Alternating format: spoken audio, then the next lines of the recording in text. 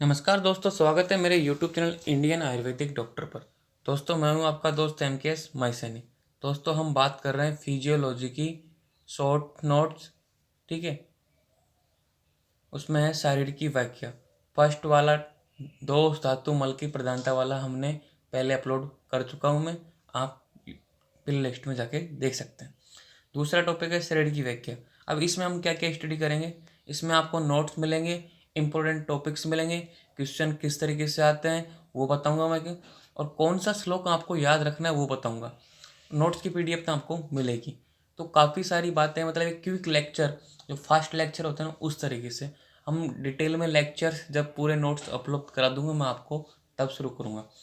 Okay, video शुरू करूँ मैं उससे पहले आपको बोलना चाहूँगा कि आपको VMS फर्स्ट ईयर के एनाटॉमी, संस्कृत और अष्टांग हृदय के मैंने 0% से 100% तक नोट्स उपलब्ध करा दिए हैं यूट्यूब चैनल पे। आप वहाँ जाके प्ले लिस्ट में जाके डाउनलोड कर सकते हैं, और चैनल को सब्सक्राइब नहीं किया तो चैनल को सब्सक्राइब कर सकते हैं। मेरा नाम MKS माइसैनी है।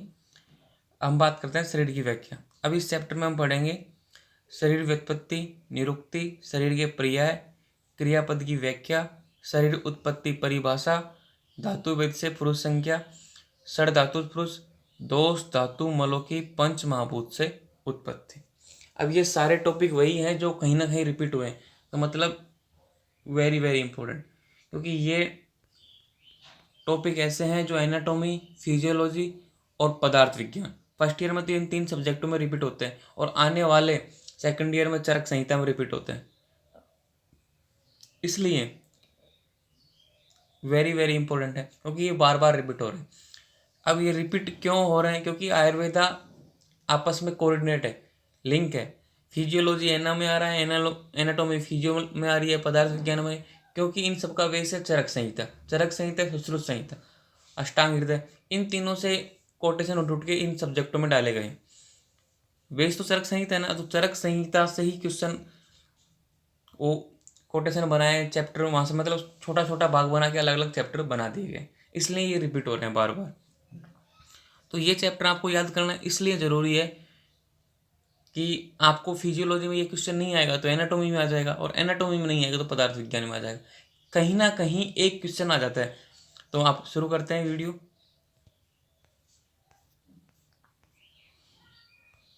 शरीर की व्याख्या, अध्याय 2, फिजियोलॉजी। शरीर निरुक्ति याद होनी चाहिए आपको। ओके, स्टार मार्क लगा लो। मैं उन्हीं कोटेशनों पे स्टार मार्क लगाता हूँ जो याद करने चाहिए, और जिस पे मैं ऐसे 5 स्टार बनाता हूँ वो आपको तो 100% याद होना चाहिए। शरीर की निरुक्ति के बाद में आते हैं शरीर के पर्याय। अब इसमें 12 पर्याय दे रखे हैं, इनमें से कम 5 पर्याय आपको याद होने चाहिए मुंह जबानी, क्योंकि जब शरीर की व्याख्या जाती है, 5 नंबर में क्वेश्चन आ गया कि शरीर की व्याख्या कीजिए, तो आपको शरीर के लिखना क्या है? शरीर की निरुक्ति, व्युत्पत्ति। अब आपको देखो, निरुक्ति आ गई, व्युत्पत्ति आ गई, आपको एक कोटेशन याद नहीं है, कोई बात नहीं। जिसका निरंतर नाश हुआ करता है उसे शरीर कहते हैं, ऐसे भी लिखो। फिर व्युत्पत्ति में लिखो, व्युत्पत्ति में तो आपको ये लगाना ही होगा, शरीर धातु प्लस ईरण प्रत्यय लगाकर शरीर शब्द की उत्पत्ति होती है। फिर शरीर के पर्याय हो गए,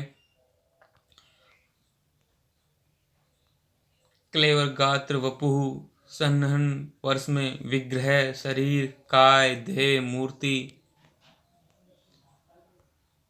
तनु, तनु। ओके, देखो तनु और तनु में मात्रा का फर्क है, तो इसलिए बहुत ध्यान रखते हैं। फिर है शरीर। अब इनका थोड़ा थोड़ा व्याख्या है, क्योंकि 5 नंबर का क्वेश्चन आता है तो इनके बारे में लिखना जरूरी बनता है, तभी तो आपको मैटर दिखेगा टीचर को, तभी हमको नंबर देगा। अब आते हैं क्रियास्पद की व्याख्या। Definition and synonyms of terms of क्रिया। अपन क्रिया शारीर बात कर रहे हैं, मतलब फिजियोलॉजी को बोला है क्रिया शारीर, तो ये क्रियापद की व्याख्या क्या है? क्रियापद क्या है? तो ये क्वेश्चन है ना, काफ़ी डिफिकल्ट लगता है स्टूडेंट को कि हमको कोई स्टैंड बता देनी, तो आपको जिसके अंतर्गत प्रकृति संबंधी शरीर की क्रियाओं का ज्ञान हो। अब ये क्रिया है ऐसे, इसको कोई याद नहीं रखता, लेकिन इसको हिंदी में याद रख सकते हैं, जिसके अंतर्गत प्रकृति संबंधी शरीर की क्रियाओं का ज्ञान हो, उसे क्रिया कहते हैं। अमर कोश के अनुसार, अब ये अमर कोश है ना, ये इसको याद रखना है अमर कोश के अनुसार। इनमें से जितने भी आपको याद होते हैं वो कर सकते हैं। कार्य करने के लिए प्रवृत्ति चेष्टा है, इसको क्रिया, कर्म, यत्न और कार्य सम्वरण कहा जाता है। कार्य करने के लिए जो प्रवृत्ति है, जो इच्छा है, वो चेष्टा है ना, उसी को क्रिया ही बोलते हैं, उसी को कर्म बोलते हैं, उसी को यत्न कि ये इसने कार्य करने की कोशिश की, और कार्य सम्वरण। तो काफी पर्यायवाची है। ओके। क्रिया, शारीर, शब्द, व्युत्पत्ति, ये आपको याद होना चाहिए। अगर हो जाए, जो स्टूडेंट अपनी अच्छी पकड़ पढ़ना चाहता है फिजियोलॉजी में, उसके लिए एक कोटेशन है। शरीरम अधिकृतम तंत्रम शारीरम रचना प्रतिपादिकम शारीरम रचना शारीरम क्रिया प्रतिपादिकम शारीरम क्रिया शारीरम मध्य पदम लोपी समास है। अगर ये आपको याद नहीं होता तो आपको ये हिंदी वाली ये कोटेशन है ना 100% याद होनी चाहिए। ठीक है। क्योंकि परिभाषा जब आती है, शरीर संबंधी शास्त्र तंत्र को शारीर कहते हैं, रचना के प्रतिपादिक शास्त्र को रचना शारीर तथा क्रिया प्रतिपादिक शास्त्र को क्रिया शारीर कहते हैं। यह प्रतिपादिक शब्द का मध्य से लोप हो गया। अब है शरीर शब्द की उत्पत्ति एवं परिभाषा। अब ध्यान से देखना कि ये वही कोटेशन है जो मैंने आपको फिजियोलॉजी में जो फर्स्ट चैप्टर में ना बताया कि स्टार मार्क लगा लो 1000%। ये आपको याद होना चाहिए। अब बहुत से स्टूडेंट पूछते हैं हमको कैसे पता चलेगा कि कौन सा कोटेशन इंपॉर्टेंट है कौन सा कोटेशन नहीं। तो मैं यही बता रहा हूँ कि ये कोटेशन इंपॉर्टेंट है, इसकी हिंदी। और ये चरक अनुसार, ये नाम से पूछे जाते हैं, क्वेश्चन आता है कि चरक अनुसार शरीर की परिभाषा लिखिए, सुश्रुत अनुसार शरीर की परिभाषा लिखिए।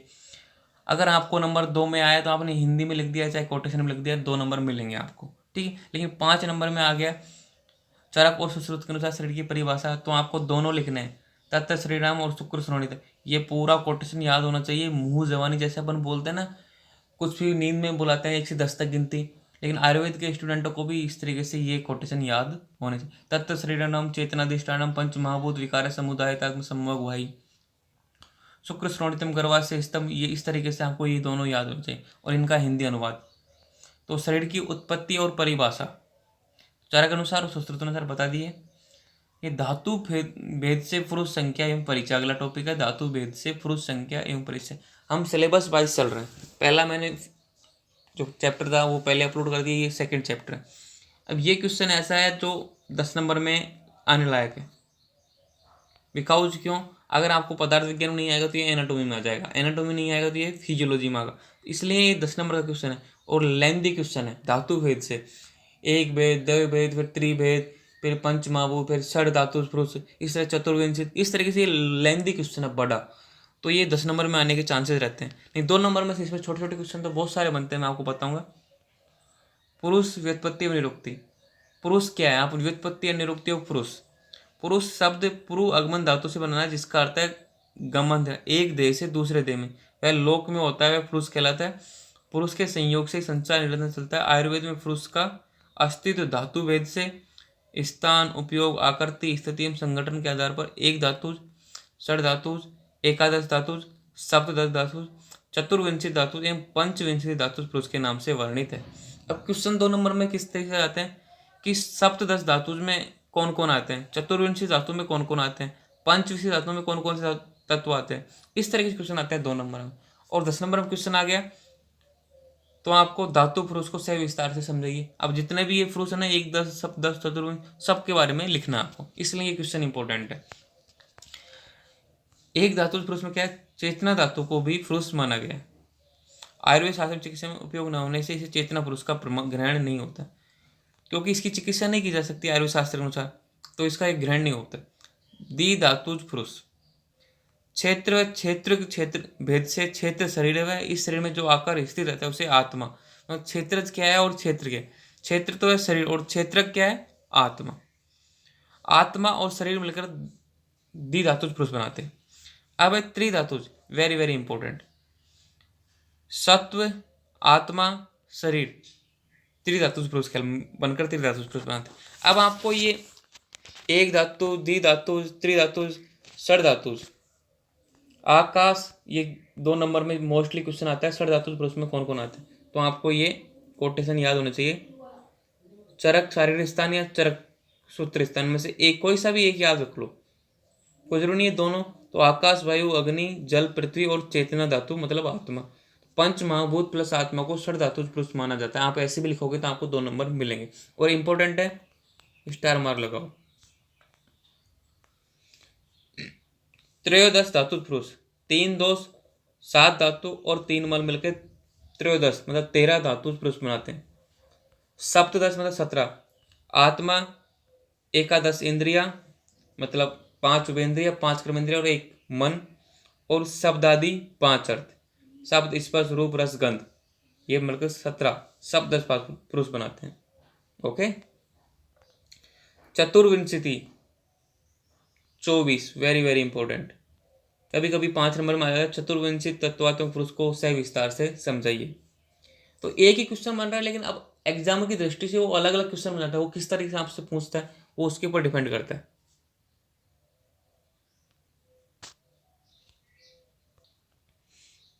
अब आप देखिए यहाँ पे मन प्लस 10 इंद्रिया मतलब 5 ज्ञानेंद्रिय 5 कर्मेंद्रिय, और ज्ञानेंद्रियों के 5 अर्थ, शब्द स्पर्श रूप रस गंध, 8 धातुओं से युक्त प्रकृति, अव्यक्त महान अहंकार, आकाश वायु अग्नि जल पृथ्वी, इस तरीके से 24 बनते हैं। अब आपको ये अलग अलग याद रखोगे ना तो नहीं होंगे। जैसे आप याद करोगे अव्यक्त महान अहंकार, शब्द स्पर्श रूप रस गंध, श्रोत्व चक्षु घ्राण रसना वाणी हाथ, ऐसे याद करोगे तो नहीं होंगे। आपको याद करने 11 इंद्रियां मतलब 5 ज्ञानेंद्रिय, 5 कर्मेंद्रिय और 1 मन। फिर ज्ञानेंद्रियों के अर्थ, शब्द तन्मात्रा, स्पर्श तन्मात्रा, रूप तन्मात्रा, रस तन्मात्रा और गंध तन्मात्रा, ये शब्द स्पर्श रूप रस गंध। फिर है 8 धातुओं से युक्त अव्यक्त महान अहंकार, पंच महाभूत। इस तरीके से आपको याद रखोगे तो आप 24 याद रख पाओगे, नहीं तो ऐसे कंफ्यूज होते रहोगे और कुछ याद नहीं होगा। इस तरीके से 24 के 24 आप सीक्वेंस में लिखोगे। पहले तो ऐसे लिख दो, फिर आपको इनके बारे में डिटेल में लिख दो कि भाई 10 इंद्रिया में कौन कौन सी है, 5 ज्ञानेंद्रिय और 5 कर्मेंद्रिय, तो 5 ज्ञानेंद्रिय और 5 कर्मेंद्रिय उनके नाम लिख दो।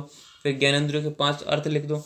एकदम मतलब 2 से पेज 3 भरने की स्टाइल होनी चाहिए आपको, तो लगना चाहिए कि हाँ 5 नंबर का क्वेश्चन है, स्टूडेंट को उसको सब आता है, तो नंबर मिलेंगे आपको। और वेरी वेरी इंपॉर्टेंट है पंचविंशति तत्वात्मक पुरुष,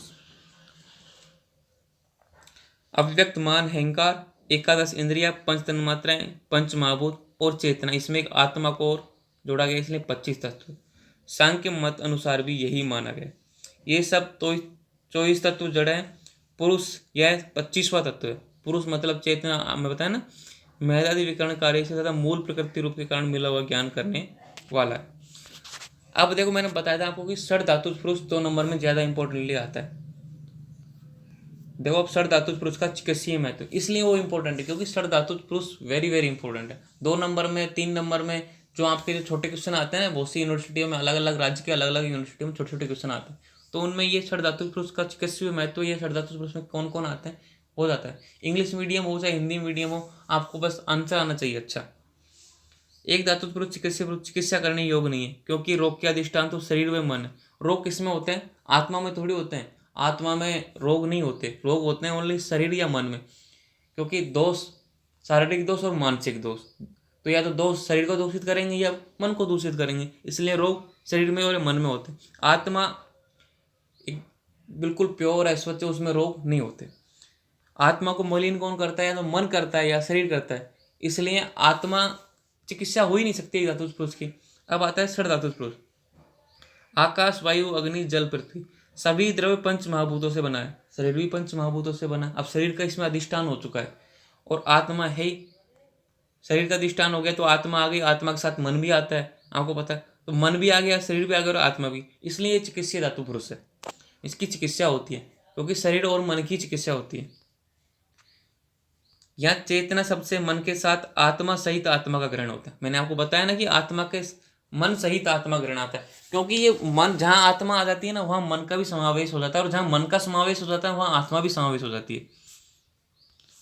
षड धातु पुरुष में पंच महाभूत मन में ग्रहित होने के आयुर्वेद के प्रयोजन, स्वस्थ व्यक्ति की रक्षा करना और आतुर के विकार प्रश्न, रोगी के रोग के शमन करना, ये आयुर्वेद के 2 मूलभूत प्रयोजन है।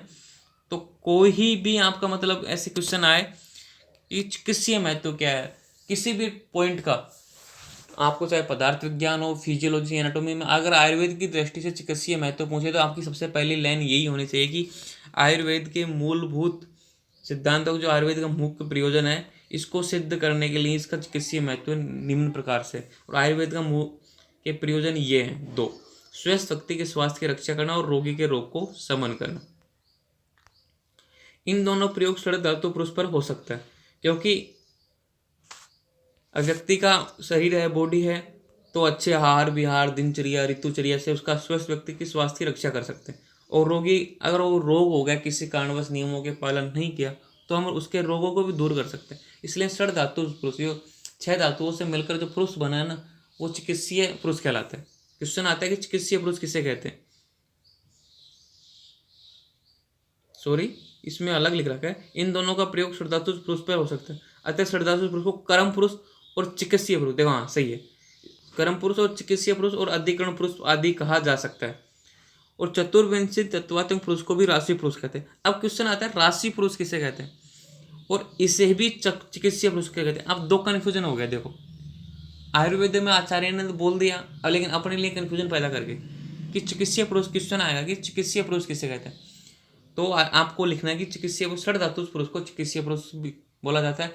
और अन्य आचार्य, बहुत से आचार्यों ने जो चतुर्विंशी तत्वात्मक पुरुष को भी चिकित्सीय पुरुष बोला गया है।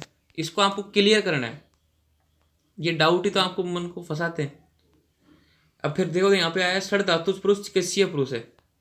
24 तत्व, 6 तत्वों में कदा मिलान हो जाए, जैसे बुद्धि, मन, अहंकार या आत्मा के अंतर्भूत हो जाते हैं। अब इसका इन्होंने वर्णन किया नीचे कि जो 24 धातु पुरुष है ना, उसे चिकित्सीय पुरुष कहा था, तो हम षड धातु पुरुष को चिकित्सीय पुरुष बोल रहे हैं। लेकिन ये षड धातु पुरुष को क्यों बोल रहे हैं, तो इसका इसने समावेश किया गया, जैसे बुद्धि, मन, अहंकार ये आत्मा में आ गए। और आयुर्वेद इंद्रियों को पंच भूतों, ये पांचों भूतों के अंतर्गत आ जाती हैं। जितनी भी इंद्रियां हैं वो पांचों महाभूतों के अंतर्गत आ गई। इसी तरीके से, और जीव आत्मा भूत अव्यय रहित होने से निष्क्रिय है। देखो लॉजिक, देखो इनका समझने का और समझाने का। तो आपको अगर क्वेश्चन आता है ना कभी, केवल तार्किक बुद्धि का इस्तेमाल करके कि चतुर्विंशति 24 तत्वों के पुरुष को भी चिकित्सीय बोला और 6 धातुओं के पुरुष को भी चिकित्सीय पुरुष बोला, क्यों क्वेश्चन आ जाता है, तो आपको ये समझाने के लिए, इसलिए नोट्स वेरी वेरी इंपॉर्टेंट है। ये आप हिंदी स्टडी कर लेना, क्योंकि ये शॉर्ट नोट्स की तरह बता रहा हूँ मैं आपको। दोष धातु मलों की पंच महाभूतों से उत्पत्ति, अगला टॉपिक है दोष धातु मलों की पंच महाभूतों से उत्पत्ति। आपको सभी के पता है कि सभी द्रव्य पंच महाभूतों से बने। समस्त सृष्टि पंच भौतिक है, उसके अनुसार त्रिदोष भी पांच भौतिक है। वात वायु महाभूत से उत्पत्ति है। पित्त अग्नि महाभूत, क्योंकि पित्त में क्या अग्नि जलन होती है, खाना पचाता है। श्लेष्मा कप यानी चिकनाहट, जिसमें गीलापन, जो जल महाभूत से होता है। तो जल महाभूत का कफ है, अग्नि पित्त है, वायु वात है। ये तो है सुश्रुत सूत्र स्थान। अब सुश्रुत सूत्र में जो चक्रपाणी ने टीका की थी, उसमें क्या बोलता है चक्रपाणी? वात दोष की उत्पत्ति होती है वायु और आकाश से, पित्त दोष की होती है अग्नि से, और श्लेष्मा दोष की उत्पत्ति है जल से। इसमें आकाश को ऐड कर दिया। आकाश को ऐड इसलिए किया क्योंकि रिक्त स्थान, अब वायु संचरण करती है रिक्त स्थान, इसलिए आप इसको अगर हिंदी में कन्वर्ट करोगे तो आप समझ जाओगे, लेकिन इतना जल्दी याद भी नहीं हो पाएगा, इसलिए मैं इसको ध्यान भी नहीं दे रहा। धातुओं की पंच महाभूतों से उत्पत्ति, और ये जितना भी है ना दोष धातु मलों की पंच महाभूतों की उत्पत्ति, तो कौन से दोष की किस महाभूत से, कौन से धातु की किस महाभूत से उत्पत्ति हुई है, कौन से मल की किस महाभूत से उत्पत्ति हुई है, ये आपको याद होना चाहिए। क्योंकि आयुर्वेद का बेस बनाना है, समझना है, तो आपको ये याद होना चाहिए मुंह जबानी। रस, अब देखो रटने की जरूरत नहीं, रस है, कौन सी बात है? जल महाभूत। रक्त अग्नि और जल महाभूत। मास, मास होता है भारी, पृथ्वी होती है भारी। मेद, मेद क्या होता है? भारी भी होता है और चिकना सा भी होता है, इसलिए जल और पृथ्वी। अस्थि, अस्थि ठोस होती है, तो ठोस में आ गया पृथ्वी, और अस्थि में आश्रय आश्रय भाव से वायु महाभूत होती है। मज्जा जल महाभूत, शुक्र जल महाभूत, आर्तव अग्नि महाभूत, और स्तन्य जल महाभूत। स्तन यानी दूध, और आर्तव जो स्त्रियों में होता है आर्तस्राव, वो अग्नि महाभूत।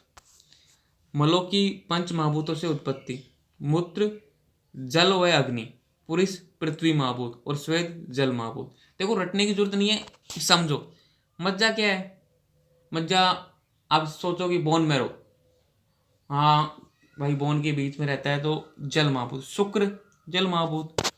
मेद, मेद क्या भारी भी है और चिकना भी है, जल और पृथ्वी महाभूत। तो इसे कॉमन सेंस बनाओ अपने माइंड में। चरक संहिता के अनुसार आकाशमत भाव, जो आकाशमत भाव मतलब उसको बोलते हैं कि जिस तत्व में आकाश महाभूत की ज्यादा विद्वानता है उसमें किस तरीके से भाव होते हैं। शब्द इसका है, क्रोण में इसका स्थान है, तो लघुता होगी, सूक्ष्मता होगी, विवेक होगी। वायु महाभूतों के भाव है स्पर्श से इसका, और स्पेंद्रिय त्वचा, रुक्षता लाएगा, प्रेरण लेगा, धातु बेन और शारीरिक चेष्टाएं करता है।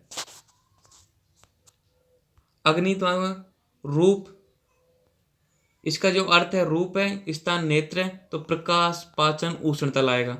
और जलात्मक भाव रस है, रसेंद्रिय, जीव, रस का ज्ञान जिव्या के द्वारा होता है, तो ये शीतलता लाएगा, मृदुता लाएगा, स्नेह लाएगा और क्लेद लाएगा। पृथ्वीत्वात्मक भाव गंध, घ्राणेन्द्रिय, गौरव, स्थिरता, मूर्ति, कठोरता। इसी प्रकार आचार्य सुश्रुत विभाग ने शरीर के प्रत्येक महाभूत के गुणक्रम बताएं, और इसी प्रकार शरीर में घन भाग से पृथ्वी, द्रव भाग में जल, जल से, और अवकाश का मैं अंश आकाश से, और आहार में प्राप्त द्रव को शारीरिक द्रव के रूप में परिणित करना अग्नि का कार्य। शरीर की समस्त चेष्टाएं वायु होती। शरीर की समस्त चेष्टाएं का मतलब क्या है कि जिसको मॉडर्न में नर्वस सिस्टम बोलते हैं ना, जो हार्मोन अंतःस्रावी दो, नर्वस सिस्टम और एंडोक्राइन जो अंतःस्रावी ग्रंथि हैं, उनको एक कॉमन तौर पे वायु महाभूत वात दोष, वायु महाभूत क्या कराता है, शरीर में संचालन कराता है। इसलिए समस्त चेष्टाएं वायु से होती हैं। इस तरीके से हमारा सेकंड चैप्टर क्लियर होता है। इसको मैंने थोड़ा डिटेल में बताया क्योंकि वेरी वेरी इंपॉर्टेंट है, बार बार रिपीट होता है। आप मेरे चैनल को सब्सक्राइब कीजिए, Indian Ayurveda doctor admission alert blog. इसका मैंने नाम चेंज करके माही सैनी टेक्निकल पॉइंट कर दिया, MKS न्यूज़ पॉइंट, MKS माही सैनी। इनको आप लाइक, शेयर और सब्सक्राइब जरूर करें।